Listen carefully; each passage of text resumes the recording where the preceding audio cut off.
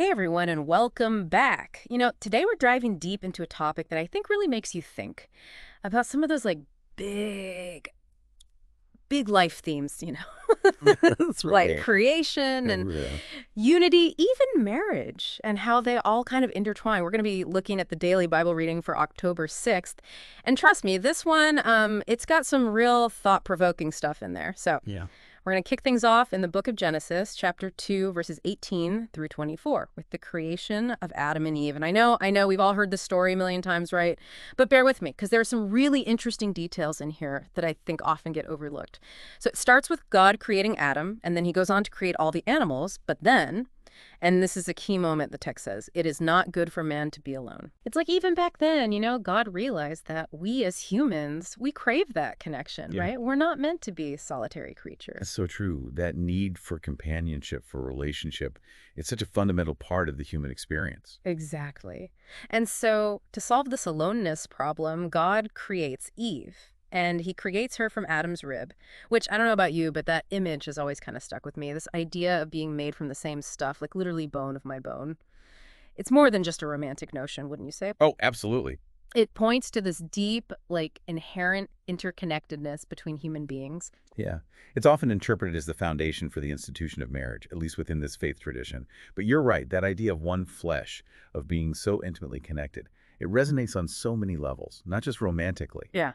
but with family, with community, with humanity as a whole even. It's like a blueprint for understanding how we relate to each other, wouldn't you say, on like a fundamental level? I think so. And speaking of connections, let's jump over to the responsorial psalm for today, Psalm 128. This psalm talks about all the blessings that come from living a life according to God's ways. And one of the things that really stood out to me was the strong emphasis on family and partnership. There's this beautiful imagery of a wife as a fruitful vine and children as olive plants, symbolizing, growth, abundance, those kinds of things. It's interesting, isn't it, how the psalm connects a fulfilling life to these strong, loving relationships. And it doesn't present them as like an optional bonus. They're integral, like key components of a life that's truly blessed, according to the It psalmist. really makes you stop and think about those bonds, those relationships, and the importance of nurturing them, right? Okay, so now let's shift gears a bit and head over to the book of Hebrews, chapter 2, verses 9 through 11. This passage is about Jesus, but it circles back to what we've been talking about in a really powerful way, I think. So it talks about Jesus being made lower than the angels and tasting death for everyone. Mm. But what always gets me is this idea of Jesus experiencing the full spectrum of human life, the joy, the sorrow, everything. Like he really gets it. And within that shared experience, that shared humanity, we become like brothers and sisters. That's a really interesting way to put it. Right. It takes that idea of shared origin that we see back in Genesis, but it adds another layer to it, wouldn't you say? Absolutely. It's not just about our physical origins anymore. It's this deeper connection, this spiritual connection, forged through our shared experience as human beings, united in our vulnerability, united in our need for, I guess you could say, redemption. It's like we're all part of this, I don't know, this kind of beautiful, maybe a little messy tapestry of humanity, and it's all kind of held together, connected through Jesus. And speaking of connection, check out this line from today's Alleluia. If we love one another, God remains in us, and his love is brought to perfection in us. 1 John chapter 4, verse 12. It's like love becomes this way of experiencing the divine almost. What do you think? Yeah, it's really powerful. It's talking about the power of love to transform us. It suggests that our ability to love other people, it's not just like some random human quality, but it's like deeply connected to our relationship with God. And I think that leads us perfectly into the heart of today's readings, which is the Gospel of Mark. We're going to be looking at chapter 10, verses 2 through 16. And then we'll also touch on the shorter version, which ends at verse 12. And this is where things get really interesting, I think, Mm. especially in light of everything we've been talking about today, like unity and connection, all that good stuff. So picture this. The scene opens with the Pharisees, those guys Yeah. always up for a good theological debate. And they're approaching Jesus with a question about, you guessed it, divorce, which, let's be real, was a bit of a hot button issue back then, just like it can be today. Oh, yeah, for sure. And it's important to remember that divorce was actually pretty common at the time. But there were all sorts of different opinions on if it was actually okay, like religiously permissible, depending on which group you were talking about. Right, exactly. So they bring up how Moses allowed it, divorce. But Jesus, well, he takes it a step further, Right. as he tends to do. Right, he takes them all the way back to the beginning, back to the creation story in Genesis. He's basically saying, and I'm paraphrasing a bit here, but he's basically saying that from the very start, God created them male and female.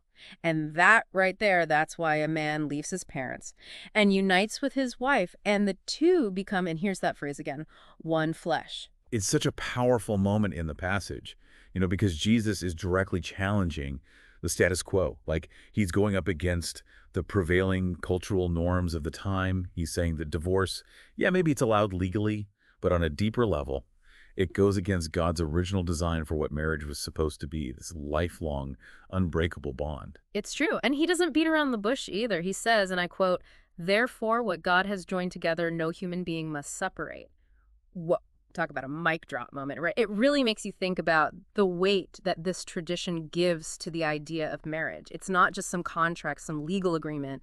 It's a covenant. It's sacred, ordained by God. It's pretty intense when you think about it that way. It is. It really makes you pause.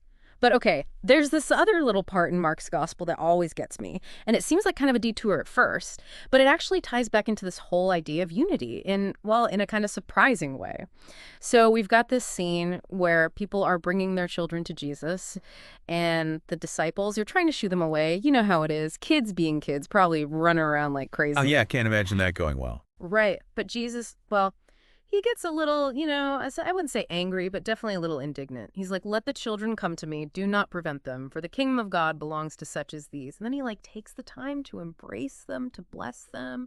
It's such a tender moment, and it really drives home this idea that children, in their innocence and their vulnerability, they have a really special place in the eyes of God. Like maybe we have something to learn from their humility, their openness, that childlike faith. Yeah, I love that part. It reminds me that sometimes the most profound truths, they're not hidden away in some complicated theological treatise. They're right there on the surface, Yeah. in the simple things. Like when you embrace the innocence of a child, it's like you're opening yourself up to a deeper understanding of God's love and grace. And for those of you listening to the shorter version of Mark, chapter 10, verses 2 through 12, it ends on that same powerful note.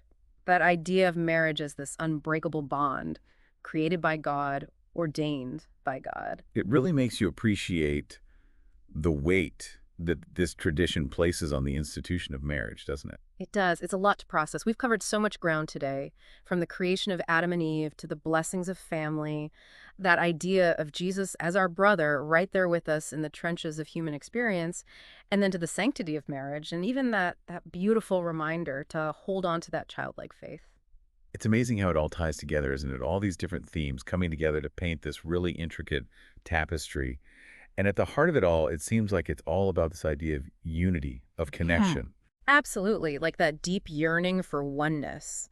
And not just in the romantic sense. Exactly. It's so much bigger than that. It's in our families, in our friendships.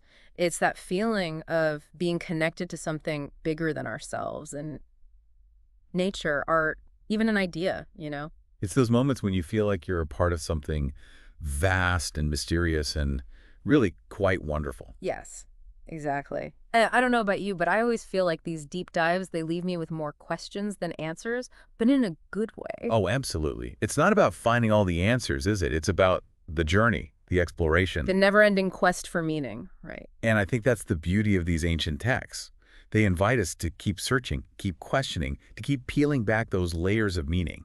It's like we're all on this journey together, constantly discovering something new about ourselves and the world around us. So to all our listeners out there, as you go about your day today, maybe take a moment to think about those themes we've been exploring, this idea of oneness and unity. Where do you find it in your own life? How can you cultivate it, deepen it? And what does it truly mean to be connected, not just to each other, but to something bigger than ourselves?